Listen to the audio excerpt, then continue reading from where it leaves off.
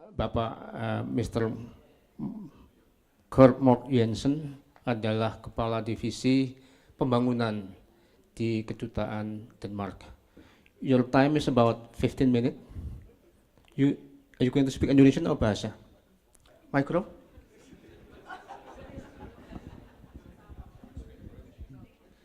Thank you so much, Ibu Yanti and everyone. Thank you so much for having us here today. Let me quickly proceed and I want to control that myself, if I can. I want to proceed to my presentation here, and I'm using some PowerPoints that will be rolling down the screen here. I will start just with a quick overview of Danish support to SEA in Indonesia. Ibu Caroline will follow up on that in detail in the next presentation. I just want to start off by saying that, as Ibu Yanti was saying, already in the 90s there was work done on SEA preparing for the big surge, which came later over the last 10 years, and we have moved from relative insignificant role of SEA to now being an instrument which is obligatory by law in Indonesia. And we have seen also over the 10 years here with all the work done that SEA has moved into public sector planning at the national and the local level, and also into specific programs, development programs. We have seen that more than 50 SEA studies have been conducted, and we have also seen that a lot of training and capacity building has taken place. There's still more outstanding.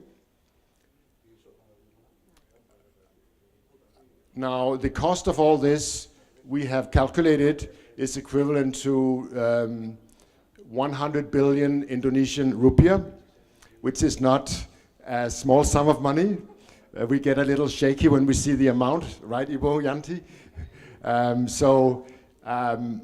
You can always question whether there's value for money when you invest such huge amount of money. And you know, this is a huge discussion in itself. I'm not going into that, but it's something we need to be aware of when we use public money, whether it's Danish or Indonesian money. It's always our responsibility as government. The other questions come to mind. Will SEA ensure sustainable development? Because doing SEA in itself was not really the objective. If we look into the ESP3 program, it was to ensure sustainable development, the next step after conducting the SEA. And the big question that also arises is that, you know, moving from so far predominantly a public sector focus to the private sector. The private sector actors and operators, investors, how do they comply with all of this? Now, after this snapshot of the status in Indonesia, I'll take you to Denmark and then around the world, and then we'll end up in Indonesia again with some recommendations.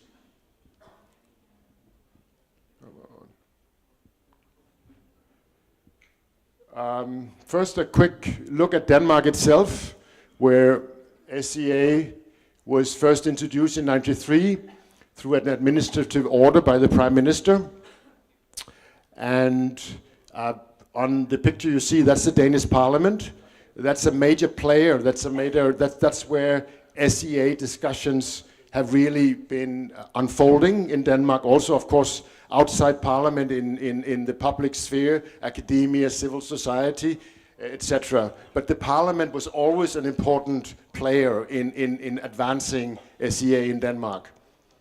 Then in 2001, the SEA directive for both public and private sector plans, programs, investments was passed.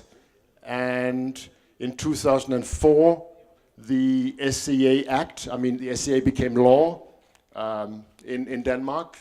And this coincided with alignment to EU environmental directives. There are several directives in the EU that has the status of law, so Denmark is complying with that, but our law on SEA and other environmental matters also have their own content. They are partly aligned with the EU, but they are also partly our own.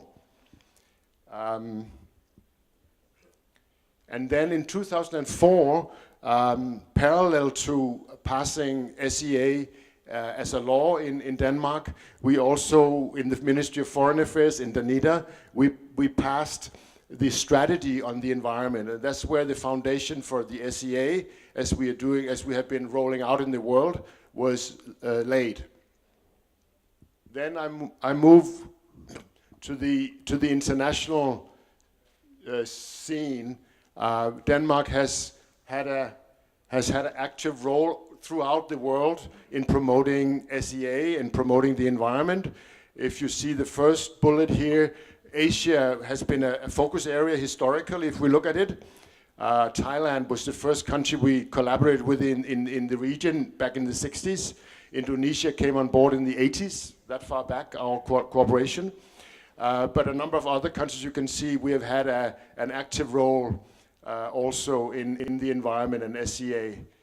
And then in Africa, there are a number of countries we have supported: South Africa, Kenya, Tanzania, Uganda, Mozambique, and Ghana. I'll come back to some of these countries in a next slide and go more into detail. In the Middle East, Egypt was a big partner for many years. We had a long 15-year cooperation in Egypt on the environment. And also in South America, Bolivia, Central America, and also in Eastern Europe, Russia and Turkey.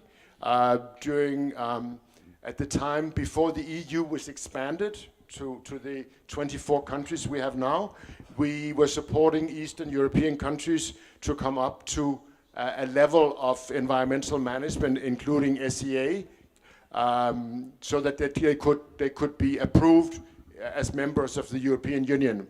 We also cooperated with Russia over some years before relationships got a little sour, which they are at the moment. We also cooperated with Turkey when Turkey was close to being an EU member. It's a little more distant now with Turkey, we don't know. And then finally, we had a big engagement on international rivers, the environmental management around international rivers, the Mekong, the Nile, and the Zambezi. I'll come back to that also. Country examples.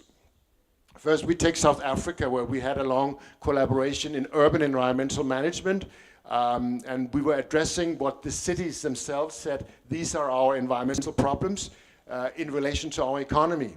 The welfare, the economic situation of the city, the infrastructure situation, and the city of Cape Town, you see up here, whoops, we go back here, that was not the idea. See, I'm not totally good at managing this, but I try.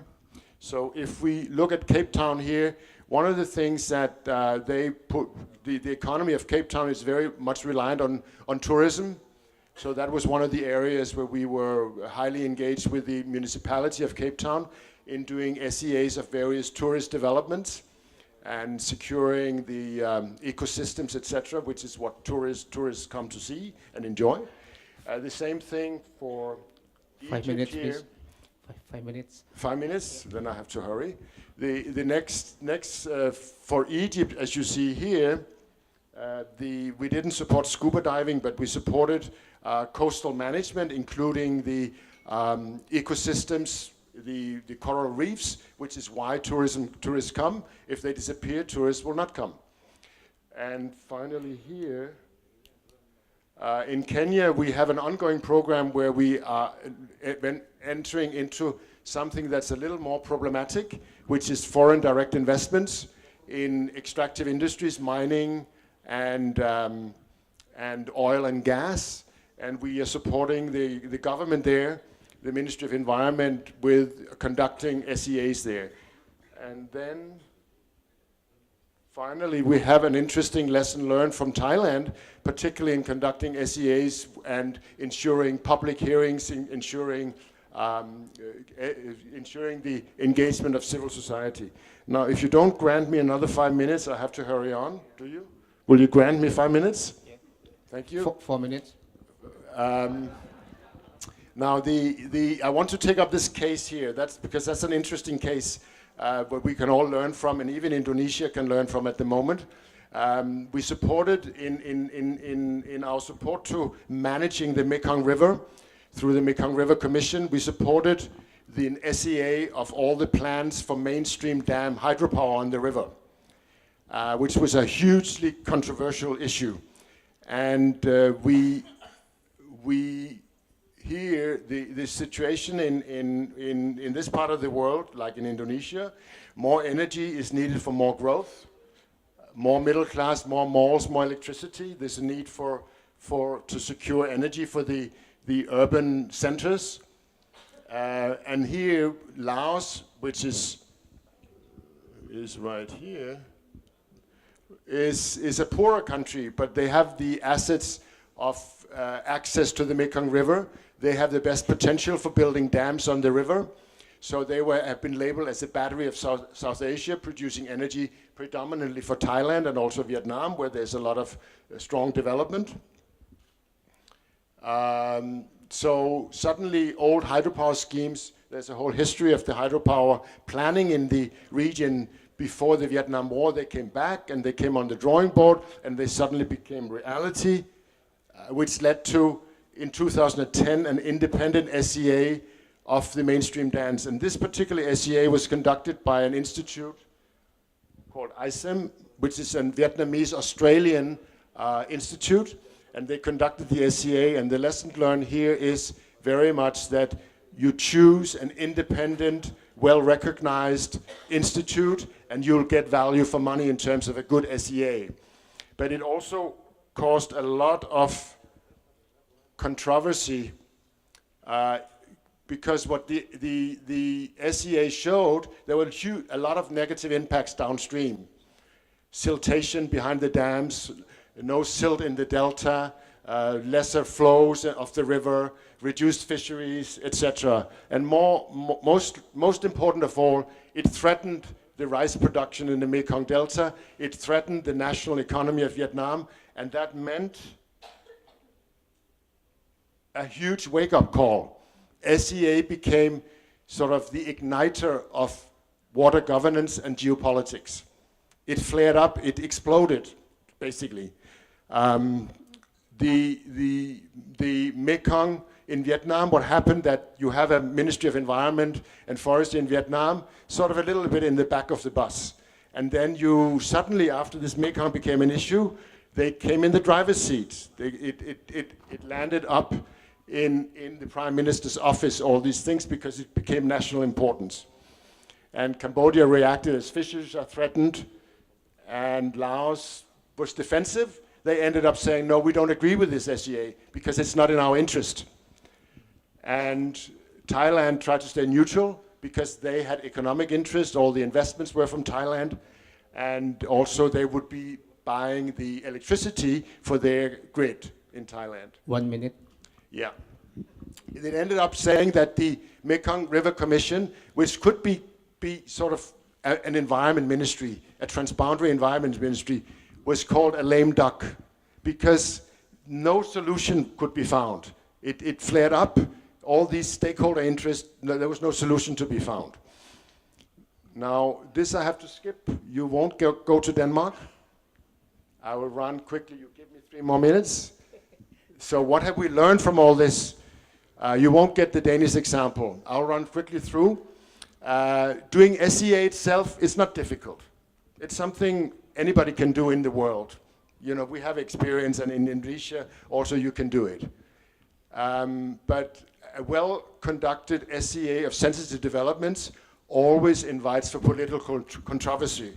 I think Minister Ibu Siti was mentioning the North Jakarta land developments, which is obviously one of the biggest political controversies in Indonesia at the moment. To be successful and effective, political ownership of SEAs throughout government is necessary. It's not enough that the Ministry of Environment has taken on board. It's like preaching to the converted. There's also a Ministry of Finance, and there's a Ministry of Planning. There are other government stakeholders that have to take care of the national interest and not only the environment. You have to be, and this is important, when you conduct an SEA, you have to be important about political and stakeholder interference before, during, and after the SEA. I have to say, this is unavoidable, because we are living in democracies. We're living in volatile political landscapes. It is impossible, but you just have to be alert about it. When it happens, deal with it. I'm soon done. You have to ensure transparency, also emphasized by Ibu Siti. You have to ensure consistent communication to stakeholders when you are doing an SEA. You have to be serious about public hearings, and you have to engage civil society during and after the SEA. Also something that I was happy to hear that Ibu Siti was emphasizing. Now, an SEA can be provocative to stakeholders. They may not like it. Some private sector investors, they may not like it. But it does open up opportunity. It opens up opportunity to discuss and to reach compromises on the proposed developments.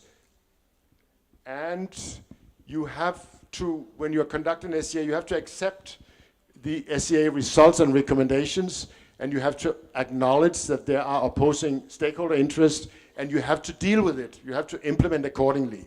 It is a matter of negotiation and compromise many times. Oops, I'm there almost. And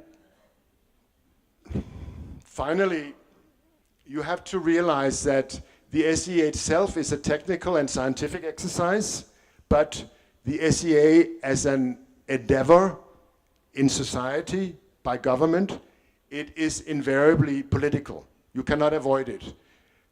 And finally, you have to know also and realize that environmental governance is always controversial. We see that in Denmark, we see it throughout the world. It's always messy. It's part of democracy. Thank you. Thank you. Tepuk tangan untuk Mr. Jensen.